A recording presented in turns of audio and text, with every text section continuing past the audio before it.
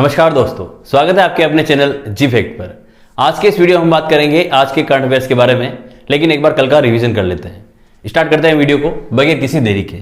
कि number 1 question है हमारा कि आगामी विधानसभा चुनाव में बुजुर्ग और दिव्यांगजनों हेतु होम वोटिंग की प्रक्रिया को सरल बनाने हेतु भीलवाड़ा में किस ऐप का नवाचार किया गया है? तो आंसर होगा इसका सहज भीलवाड़ा ऐप का यहाँ पर आविष्कार किया गया है। ये किसके लिए किया गया है? जो बुजुर्ग है और साथ ही क्या है जो दिव्यांगजन है।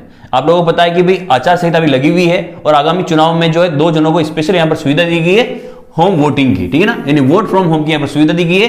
यानी जो व्यक्ति जो है अगर मान लो 40% से क्या है अधिक दिव्यांग है, 40% से क्या है अधिक अगर दिव्यांग है तो यहाँ पर उसको होम से यानी घर से उसको क्या दे सकते हैं वोटिंग की सुविधा दी गई है। अगर हम बात करें कोई व्यक्ति जो है मान लो 80 वर्ष से क्या है अधिक है, इसको भी यहाँ पर सुविधा दी गई है किससे कि वो वोट फ्रॉम होम कर सकता है, ठीक है ना, वोट फ्रॉम होम कर सकता है। ये आपको ध्यान रखना है, ठीक है ना। इसके लिए यहाँ पर भीलवाड़ा के अंदर एक नया नवाचार किया गया है जिसका नाम रखा गया है सहज भीलवाड़ा। इस ऐप का यहाँ पर नवाचार किया गया है। अगला है 16वें राजस्थान इंटरनेशनल फोक फेस्टिवल। यहाँ पर बात हो रही है राजस्थान इंटरनेशनल RIFF, है ना। एक तो होता है मेरे पास राजस्थान इंटरनेशनल फिल्म फेस्टिवल, यह राजस्थान इंटरनेशनल फोक फेस्टिवल, जिसका आयोजन कहां किया गया है? तो आंसर होगा जोधपुर में। जोधपुर में इसका आयोजन कहां होगा? तो यार रखना आपका इसका आयोजन किया जाएगा 2 जगह पे। एक तो इसका आयोजन होगा मेहरानगढ़ दूर के अंदर, कहां होगा? मेहरानगढ़ दूर के अंदर। दूसरा इसका आयोजन कहां किया जाएगा? तो दूसरा इसका आयोजन होगा जसवंत थड़ा के अंदर, ठीक है ना, जसवंत थड़ा, ठीक है ना। ये आप सबको याद रखना है। और इसका आयोजन कब होगा? तो इसकी तारीख भी आपको याद रखनी है। इसका आयोजन जो है ये 5 दिवसीय प्रोग्राम है। इसका आयोजन किया जाएगा 26 अक्टूबर से लेकर कब तक किया जाएगा? तो 30 अक्टूबर तक इसका आयोजन किया जाएगा। तो ये भी आपको ध्यान रखना है, ठीक है। बढ़ते हैं अगले क्वेश्चन की तरफ।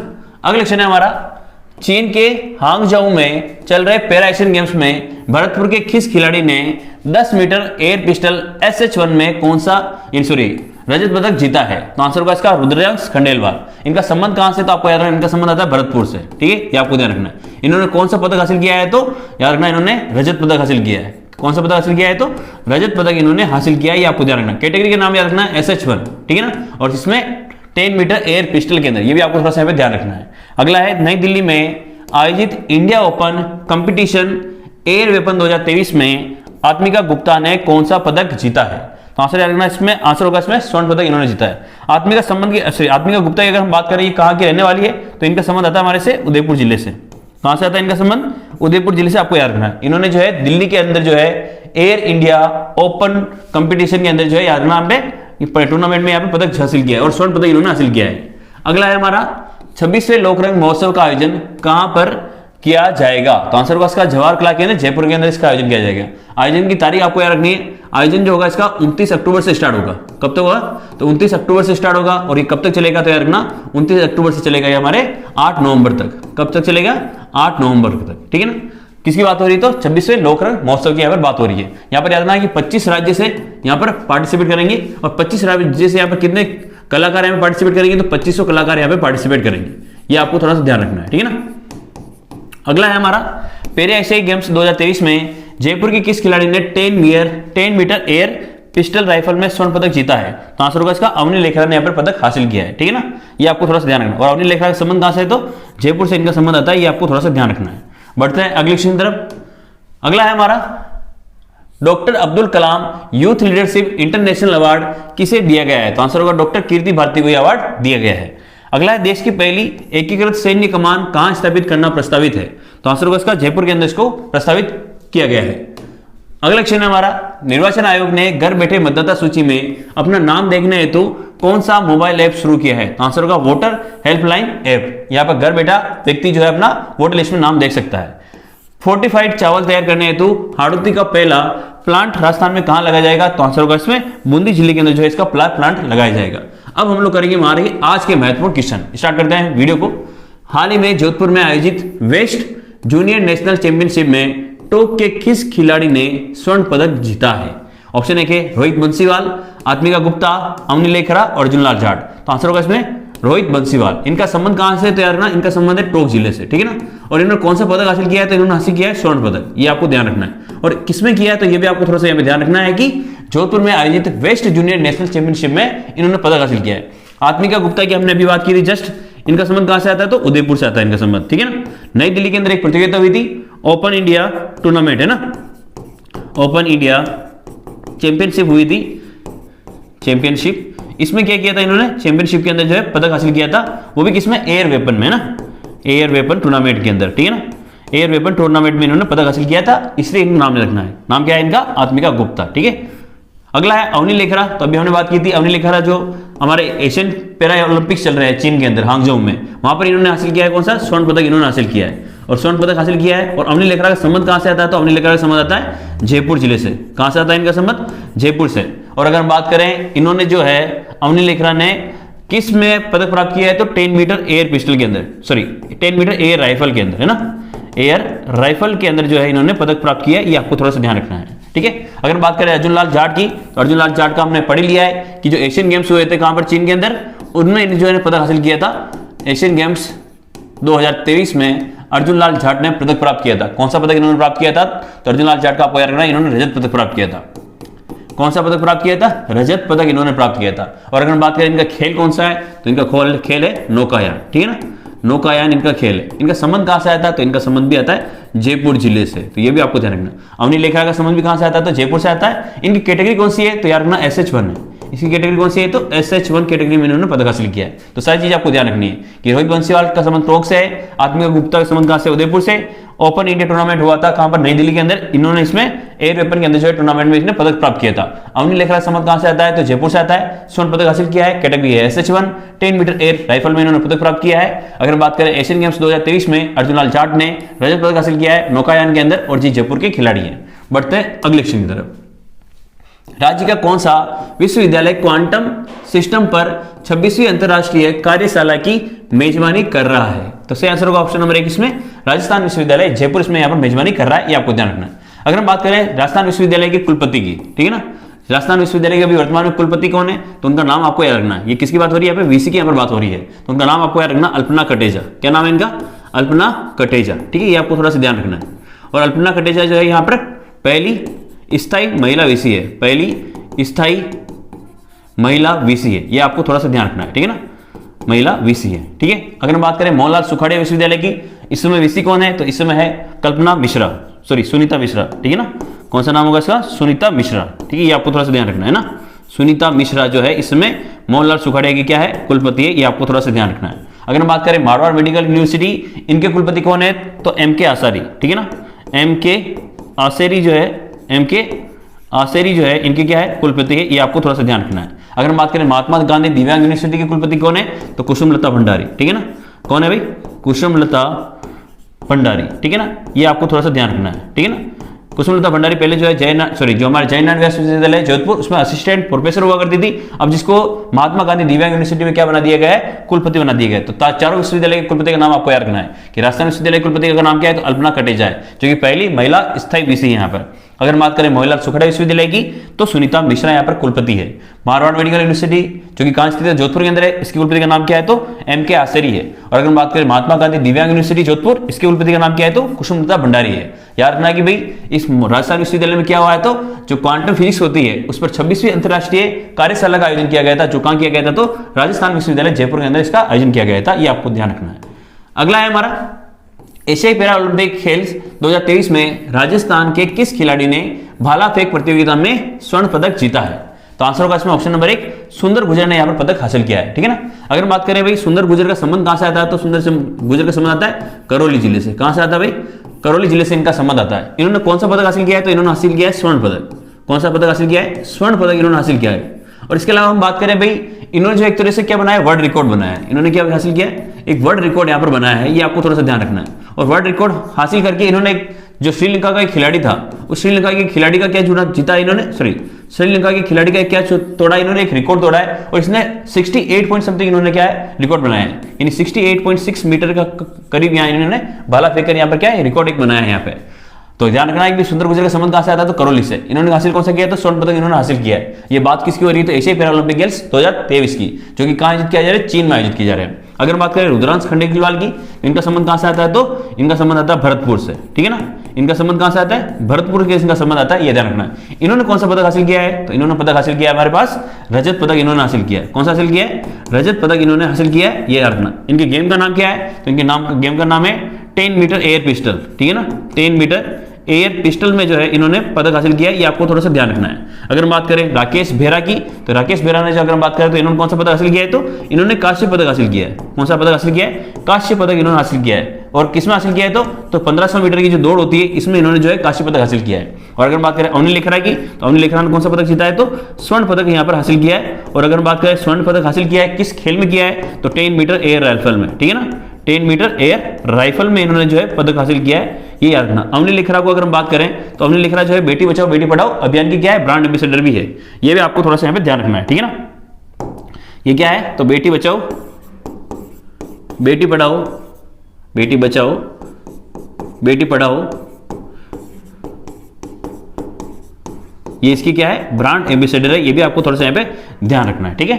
तो सारी चीज आपको ध्यान रखनी है। सुंदर गुर्जर का संबंध कहां से आता है? तो सुंदर गुर्जर का संबंध आता है हमारे करौली जिले से। और इन्होंने क्या किया? तो स्वर्ण पदक हासिल किया है किसमें? पैरा ओलंपिक 2023 के अंदर इन्होंने एक वर्ल्ड रिकॉर्ड हासिल किया है। श्रीलंका के खिलाड़ी का इन्होंने क्या तोड़ा है? एक रिकॉर्ड तोड़ा है। इन्होंने कितनी दूरी तक गोला फेंका? तो 68.6 तक यहाँ पर इन्होंने गोला फेंका है। अगर बात करें रुद्राक्ष खंडेलवाल की, तो ये भरतपुर के निवासी है। इन्होंने रजत पदक हासिल किया है 10 मीटर एयर पिस्टल में। अवनी लेखरा का आपको याद रखना कि इन्होंने 10 मीटर एयर राइफल में पदक हासिल किया है, जबकि इसमें किसमें हासिल किया है? तो याद रखना 10 मीटर एयर पिस्टल में। हाँ, अगर हम बात करें राकेश भेड़रा की कैटेगरी कितनी है, तो इनकी कैटेगरी जो होगी वो होगी SH, इनकी कैटेगरी कौन सी है? तो SH46 है, ये आपको ध्यान रखना है। जबकि अगर हम बात करें अवनी लेखरा की, इनकी कैटेगरी कौन सी है? तो SH1 ही है, ठीक है ना, इसकी कैटेगरी कौन सी है? तो SH1 है। साथ ही साथ याद रखना कि भाई अगर हम बात करें सुंदर गुर्जर की, तो इनका है अपने पास VH46, ठीक है ना, VH46 में इन्होंने पदक हासिल किया है। सुंदर गुर्जर का भी आपको थोड़ा सा ये ध्यान रखना है। तो ये सारी चीजें आपको थोड़ी सी नोट कर लेनी है। अगर आपको वीडियो पसंद आ रहा हो तो प्लीज आप वीडियो को लाइक कर दें। आप वीडियो को लास्ट में लाइक नहीं करते हैं, बहुत ही गलत बात है। आप लोगों को वीडियो को लाइक करना चाहिए। जालोर व सांचौर जिला प्रशासन द्वारा मतदान को बढ़ाने हेतु कौन सा नया अभियान शुरू किया गया है? ऑप्शन है कि बाल हट अभियान, ओ मारा राम जी वोट देवाने चालजियो अभियान, मिशन आकाश, या इनमें से कोई नहीं।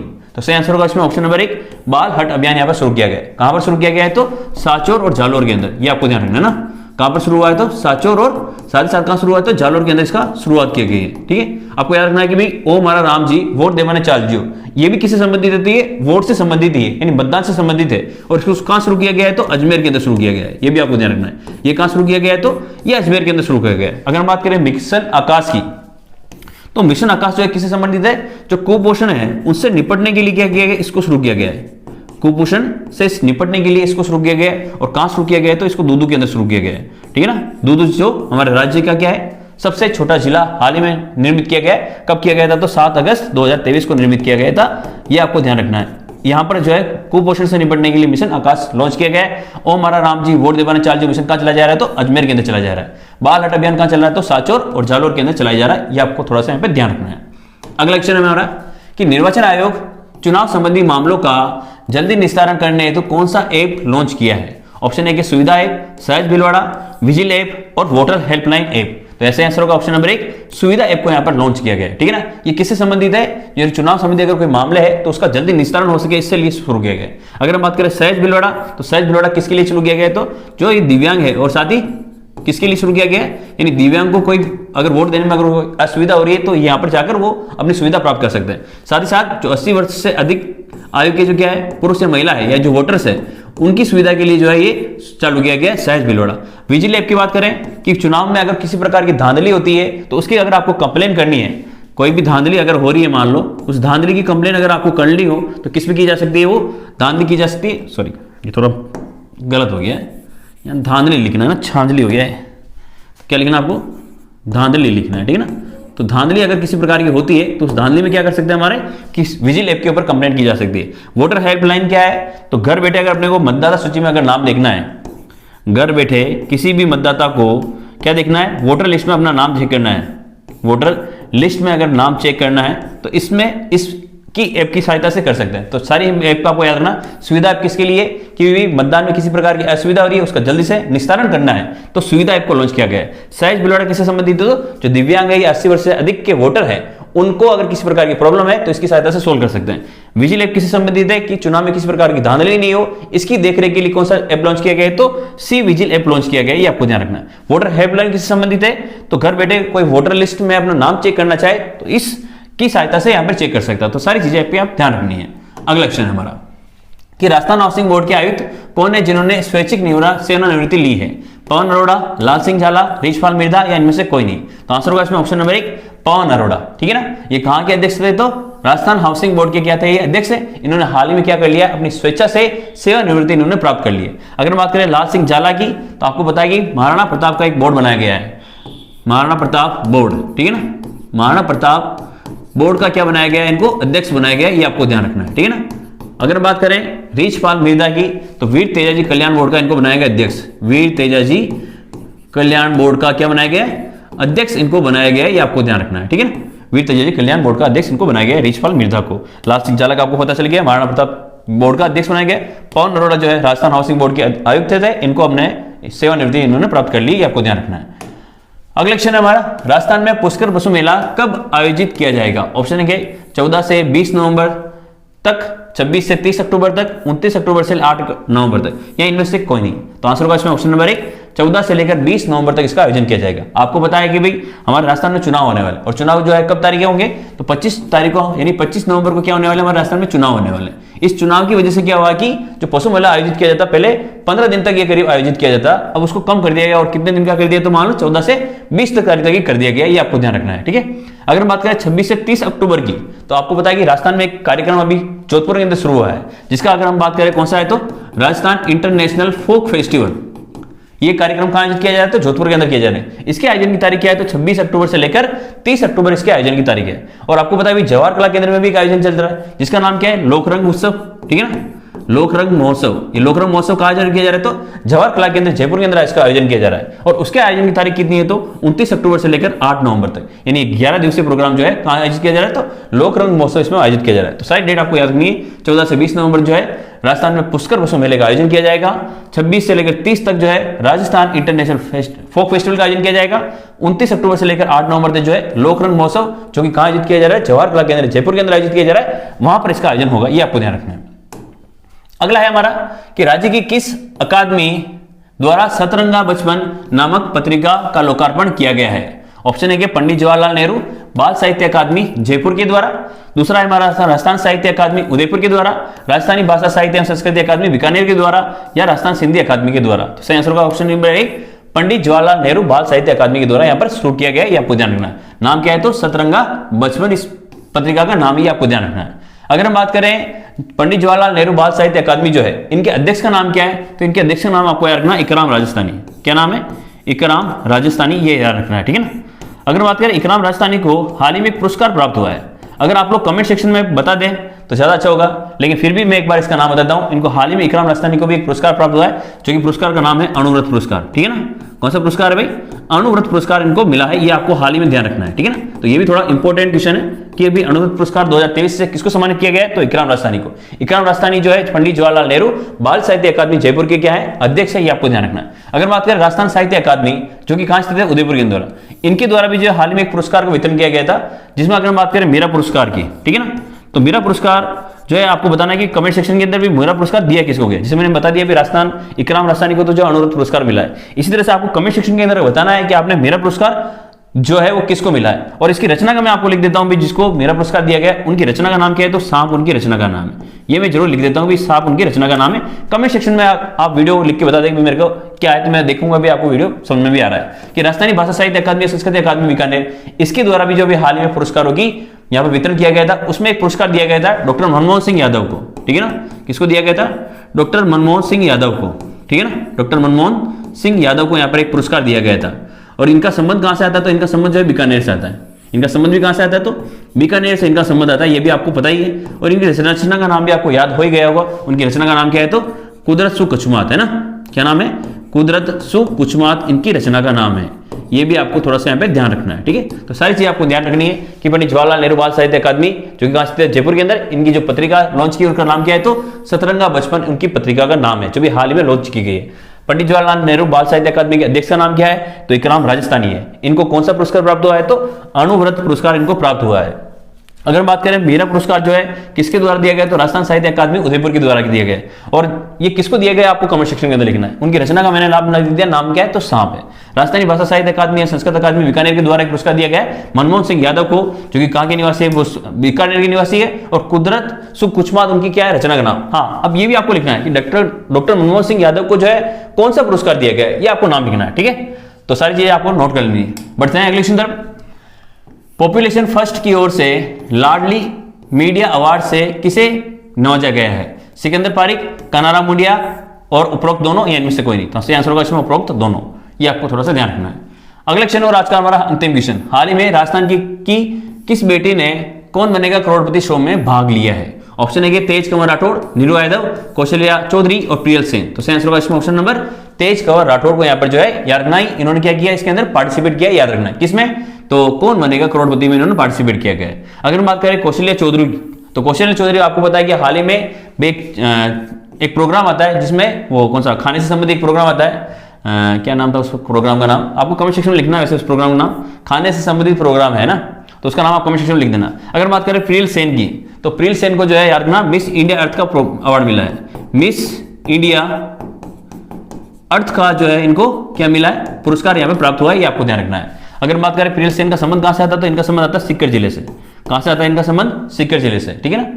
और नीरू यादव की अगर बात करें तो हॉकी वाली सरपंच है हमारे, कौन सी है? तो हॉकी वाली सरपंच, ये आपको ध्यान रखना है, ठीक है ना। तो ये सारी चीजें आपको ध्यान रखनी है। अगर आपको वीडियो पसंद आया हो तो प्लीज आप वीडियो को लाइक कर देना और चैनल को सब्सक्राइब कर लेना। वीडियो को अपने दोस्तों के साथ शेयर करना, यही ज्यादा मेरे लिए सबसे अच्छा होगा। जय हिंद, जय भारत।